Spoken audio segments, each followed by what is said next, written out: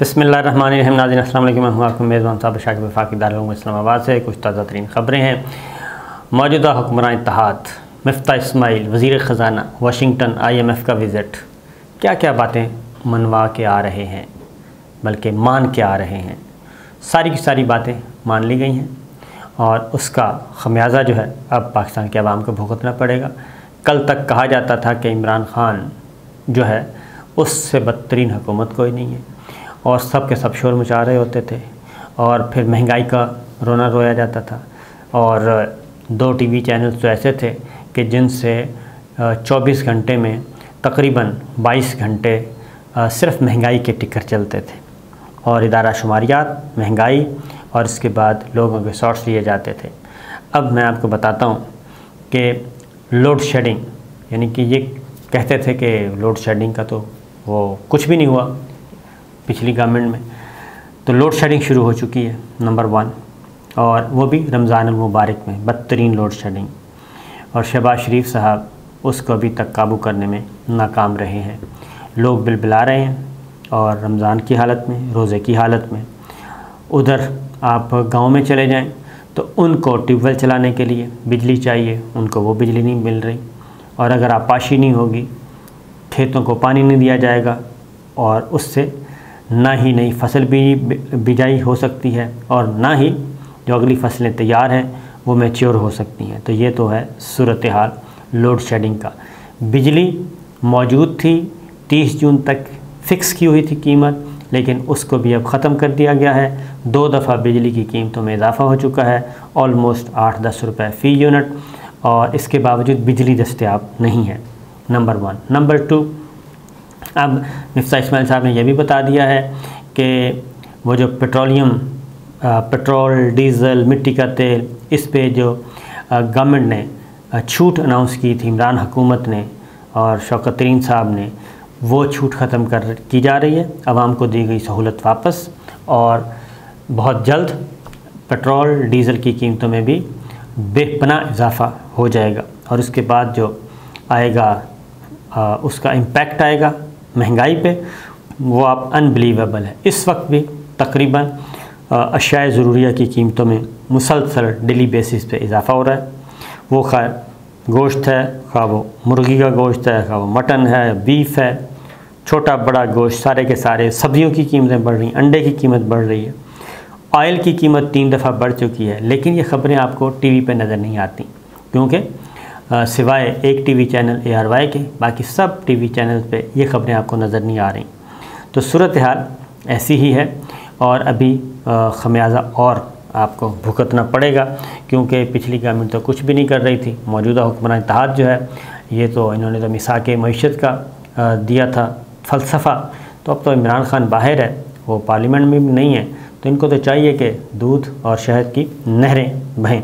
एक और भी, ये सारी बातें क्योंकि इसका प्रेशर जो है, ये दबाव और इसका जो रिएक्शन है वो उसी तरफ जा रहा है कि जनाब ये इम्पोर्टेड हुकूमत नामंजूर का जो ट्रेंड है वो उसी तरफ जा रहा है, उसको मज़ीद तक़वियत मिलेगी।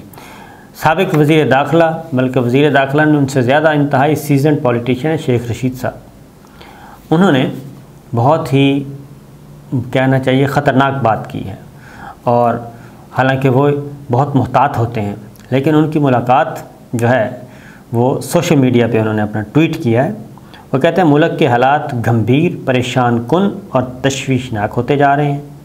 वो लोग जिन्हें जेलों में होना चाहिए था उन्हें अहम ओहदों पर तैनात कर दिया गया है, और सबसे परेशान कुन बात यह है कि मुल्क के लिए जिनकी इज़्ज़त करना लाजिम है वो भी सवालिया निशान बनते जा रहे हैं।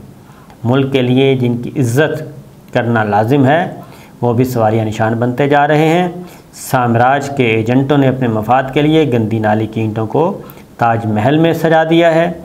इमरान ख़ान की इस्लामाबाद की काल दुनिया को गश्त बदंदा कर देगी और ऐसा जन्नाटे का रन पड़ेगा कि पाकिस्तान की तारीख़ की सबसे कम उम्र ये मौजूदा हुकूमत होगी।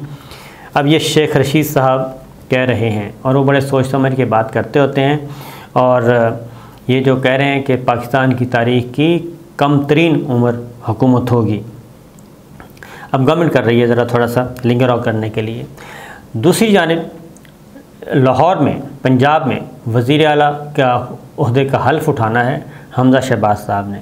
वो रोज़ाना उधर कुर्सियाँ लगाई जाती हैं, सोफ़े लगाए जाते हैं, 200, 400, 500 आदमी तैयार किए जाते हैं गवर्नर हाउस में, नशिस्तें तैयार, और लेकिन उनका हल्फ नहीं हो रहा। और उनका हल्फ इसलिए नहीं हो रहा कि जो गवर्नर पंजाब हैं उमर सरफराज चीमा साहब, उन्होंने कुछ काफ़ी, अगर तो ये पॉलिटिकल बैटल रही तो फिर तो मुझे नहीं लगता कि हमज़ा शहबाज साहब जो हैं वो हल्फ उठा सकें। लेकिन चूँकि पहले भी जो है अदलिया बहुत ज़्यादा एग्रेसिवली अपना रोल प्ले कर चुकी है, और पिछले हफ्ते लाहौर हाई कोर्ट ने भी एक दिन में 3 समातें की वक्फे से, और उन्होंने हर सूरत में इसका यकीनी बनाया जाए। लेकिन एडवोकेट जनरल पंजाब जो हैं अवैस अहमद, उनको क्रेडिट जाता है कि वो डगमगाए नहीं, और फिर गवर्नर पंजाब ने भी ऐसा करने से माजरत कर ली, और उसका तरीका ये निकला कि बराह रास्त प्रेसिडेंट ऑफ पाकिस्तान को जी उन्होंने कहा जी उधर हुक्म दिया जाए। अब ऐवान सदर को इधर से कोर्ट का ऑर्डर पहुंच गया, उधर से गवर्नर पंजाब की रिपोर्ट पहुंच गई। गवर्नर पंजाब कहते हैं कि मैं खिलाफ आइन कोई काम नहीं करूंगा, और अपने मनसब के मुताबिक जो आइन मुझे कहेगा वो करूंगा। प्रेसिडेंट को, सदर पाकिस्तान को उन्होंने रिपोर्ट भेज दिया कि जनाब ये इलेक्शन दुरुस्त नहीं हुआ। वज़ारत आला कह रही है जो इलेक्शन हुआ पंजाब असम्बली में वो दुरुस्त नहीं हुआ, और अगर हम फुटेज देखें तो उससे भी यही लगता है, क्योंकि उसकी वजह है कि स्पीकर की नशिस्त पे नहीं हुआ, विजिटर्स गैलरी में खड़े होकर किया, ज़ाब्ते की कार्रवाई पूरी नहीं की गई, और एक जैसे ट्रेड यूनियन का एक होता है कि बस ठीक है जी हाँ हाँ करके और उसके बाद ऐलान कर दिया गया। प्रॉपर जो तरीका है वो इख्तियार नहीं किया गया, जबकि सुप्रीम कोर्ट के, हाई कोर्ट्स के मुतअद्दिद फ़ैसले मौजूद हैं जो टेक्निकल ग्राउंड्स की बुनियाद पे देखे जाते हैं। तो उसमें भी अभी तक अदलिया भी नाकाम है कि हमज़ा शहबाज हल्फ उठा सकें, और प्रेसिडेंट ऑफ पाकिस्तान ने भी कहा है कि जो गवर्नर साहब ने रिपोर्ट भेजी है उसके अकॉर्डिंगली उसका जायज़ा लिया जा रहा है, और उसके मुताबिक हम फ़ैसला करेंगे। तो आने वाले यानी कि आज या कल इस बारे में कोई हतमी फ़ैसला होगा। तो हमज़ा शहबाज साहब जो हैं वो फिर रहे हैं। इसी दौरान पंजाब का सऊदी अरब का विज़िट आने वाला है, और सऊदी अरब में जा रहे हैं जी, परसों चले जाएंगे।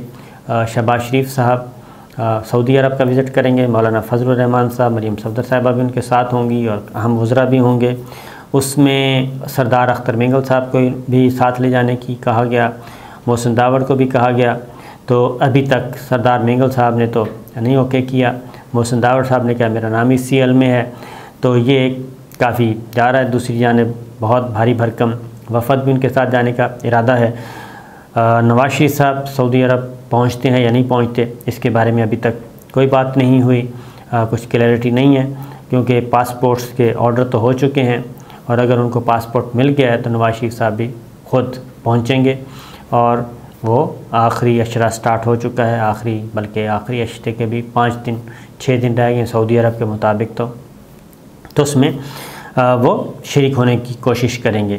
बिलावल भुट्टो लंदन से वापस आ चुके हैं मुलाकात करके नवाज शरीफ साहब से, और इम्कान यही है कि वह बहुत जल्द वज़ीर ख़ारजा का हलफ लेंगे और शहबाज शरीफ साहब के वज़ीर ख़ारजा बन जाएंगे शहबाज काबीना में, और पूरी उम्र के लिए शहबाज शरीफ साहब कह सकेंगे मुस्लिम लीग नवाज़ वाले कि बिलावल साहब हमारी वज़ीर ख़ारजा होते थे, शहबाज काबीना के मेरे नीचे रह के काम किया है, जिस तरह ज़ुल्फ़िकार अली भुट्टो साहब को कहा जाता है अयूब खान साहब का वज़ीर ख़ारजा। तो बहरहाल जो कुछ वो लेने गए थे नवाज शरीफ साहब से, और फौरी तौर पे लेना चाह रहे थे 10 सीटें पंजाब की, 20 सीटें सूबाई असम्बली की, कौमी असम्बली की 10 और सूबाई असम्बली की 20, और इंतखाबी इत्तेहाद बनाना चाह रहे थे, मिसाक़ जमहूरियत को आगे बढ़ाना चाह रहे थे, उस पर अमल करवाना चाह रहे थे, और उसमें मज़ीद कुछ एडिशन्स हो जाएं।